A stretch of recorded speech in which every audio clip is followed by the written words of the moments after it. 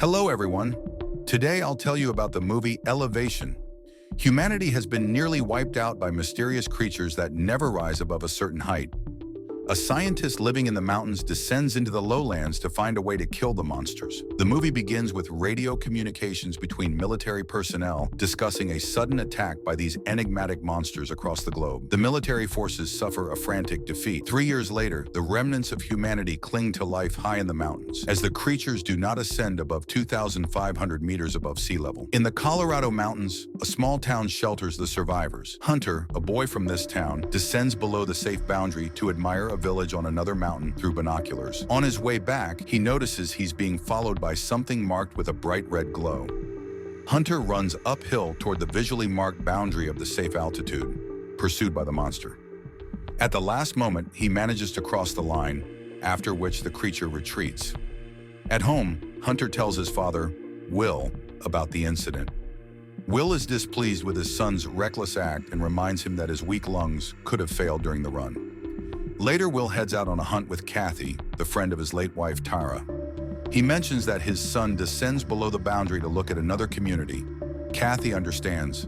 Hunter is lonely without peers and has no one to play with. After shooting a deer, the hunters return home with their catch. On the way, they notice their neighbor Nina experimenting with makeshift armor-piercing bullets. She tests them on a shard of a monster's scale.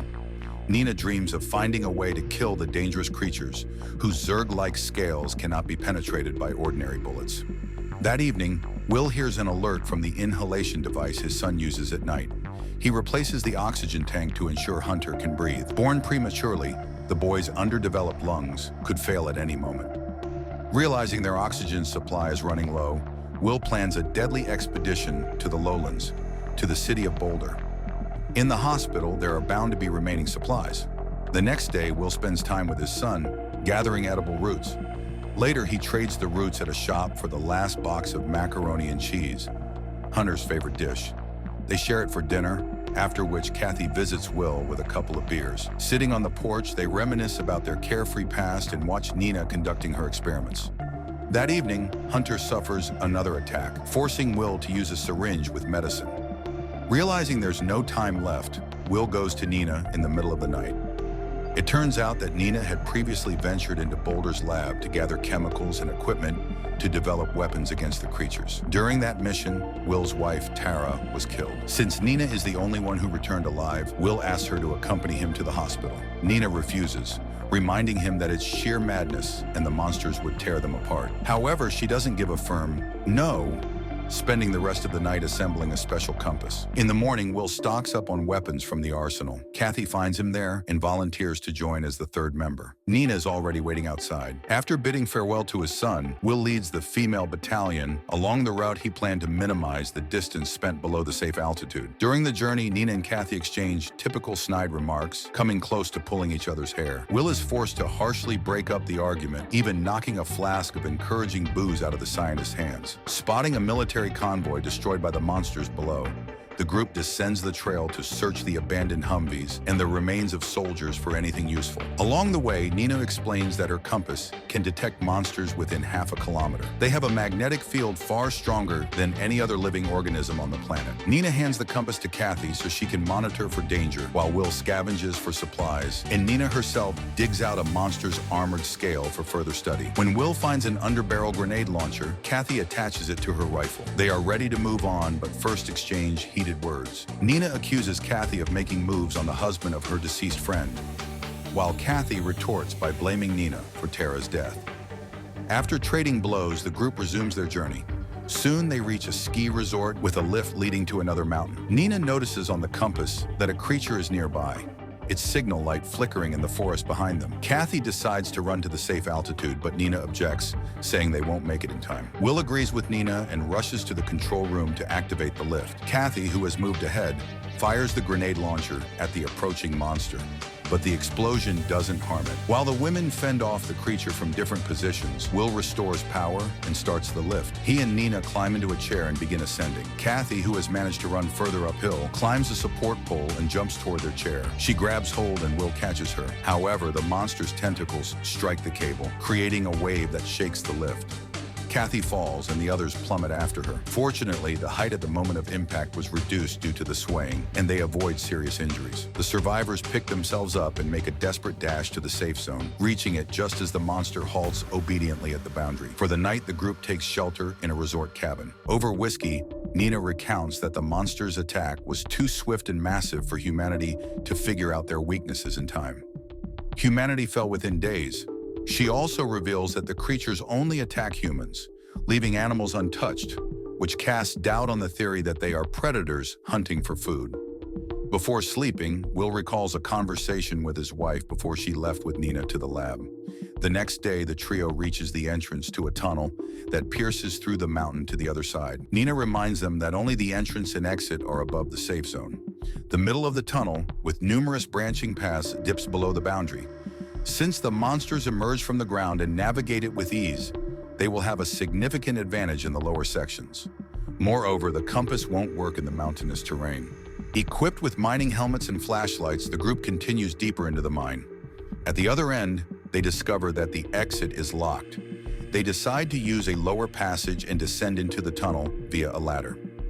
In one of the corridors, covering their flashlights with their hands, they spot a red glow, a sign that a monster is nearby. The group takes off running. Kathy fires a grenade, hoping to collapse the entrance, but it has no effect. The trio crawls into a narrow passage, turning off their lights and holding their breath to avoid detection by the creature, which senses carbon dioxide. The monster probes the tunnel with a tentacle that has a red glow at its tip, but fails to find them. This feels like hentai, Will thinks, and distracts the tentacle with a well-aimed flare. The diversion gives them just enough time to scramble into a narrow tunnel leading to the exit. Kathy, crawling ahead, is the first to encounter a monster lying in wait on the other side. It snatches her with its tentacles and drags her into the darkness, clearing the way for Will and Nina to escape. They climb out via a nearby ladder. After a brief moment to grieve for their lost companion, they continue toward a ranger's cabin, where they plan to spend the night.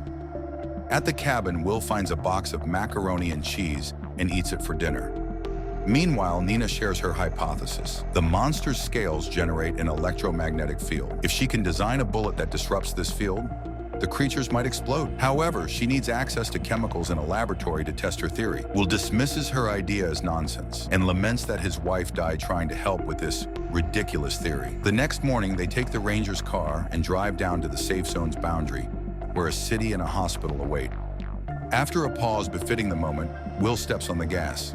The car speeds down the road, scattering wildlife and heading straight for the deserted city, which hasn't yet been overtaken by weeds in the 3 years since the invasion.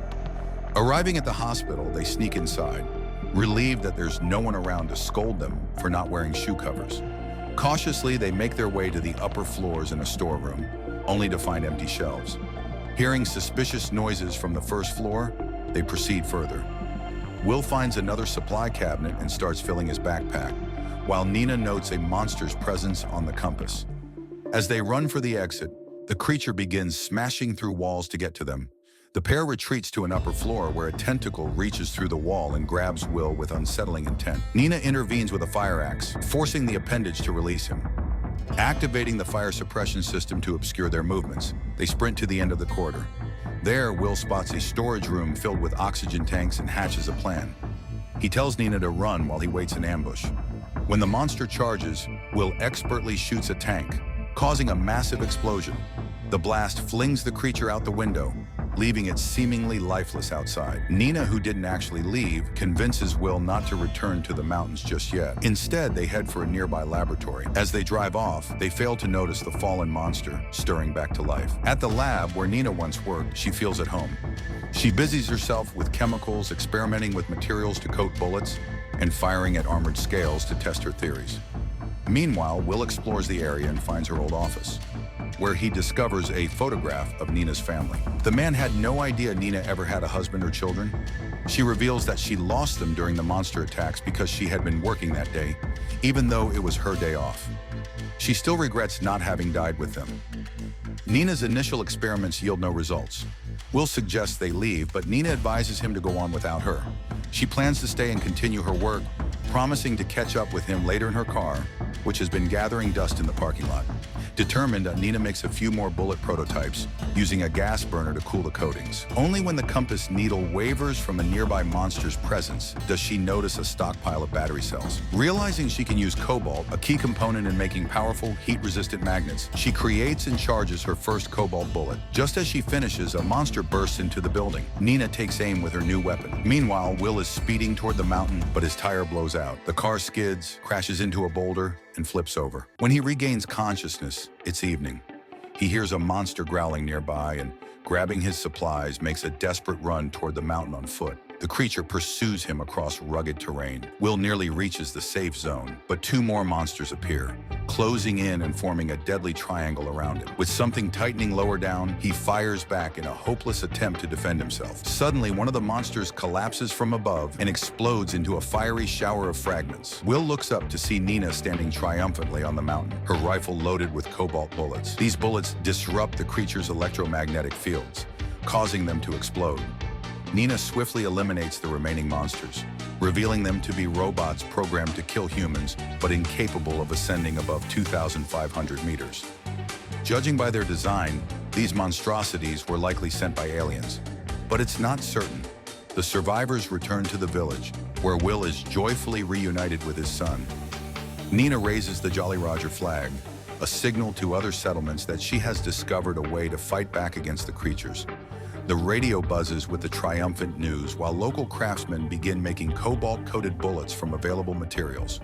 At the memorial on the riverbank, the group dedicates a bullet in Kathy's name as a tribute to her sacrifice. With newfound resolve, Nina and Will embark on a mission to fulfill Kathy's dream of fighting back against the invaders. A team of volunteers, armed with the new weaponry, descends from the mountains. The camera pans out for a bird's-eye view, capturing the surrounding landscapes. Explosions punctuate the horizon, signaling the destruction of alien robots. Humanity's remnants mount a decisive counterattack against the invaders. On this hopeful note, the film ends. Thank you for watching until the end. If you enjoyed this video and want to see more stories like this, don't forget to hit the like button, subscribe to the channel, and turn on the notification bell so you won't miss any new uploads.